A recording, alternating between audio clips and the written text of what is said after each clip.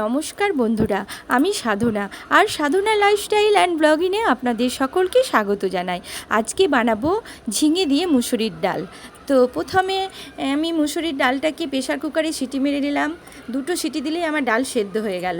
সেদ্ধ ডালটাকে নামিয়ে রেখে আমি গ্যাসে কড়াই বসিয়ে দিলাম, দিয়ে অল্প তেল দিয়ে ঝিঙে দিয়ে দিলাম। ঝিঙেটাকে আঁচ কমিয়ে আস্তে আস্তে ভেজে নেব, এবং ঝিঙেটা যখন আমি ভাজতে লাগবো আঁচ কমিয়ে, তখন কিন্তু জল ছেড়ে যাবে। সেই জল ছেড়ে যাওয়ার জন্য আমি ওটাকে আস্তে আস্তে ভালো করে ভেজে নেব। আর তার সঙ্গে একটা কুচি করে পেঁয়াজ দিয়ে দেব। তো পেঁয়াজটাকেও আমি আস্তে আস্তে করে ভেজে নিচ্ছি।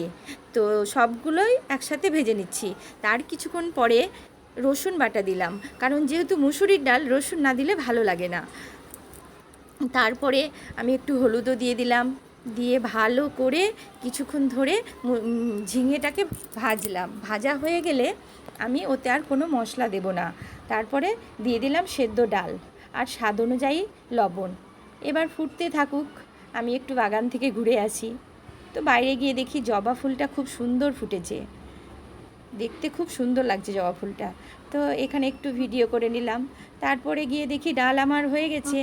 তো এইভাবেই আমি মুসুরির ডাল ঝিঙে দিয়ে বানালাম। আপনাদের কেমন লাগলো কমেন্ট করে অবশ্যই জানাবেন।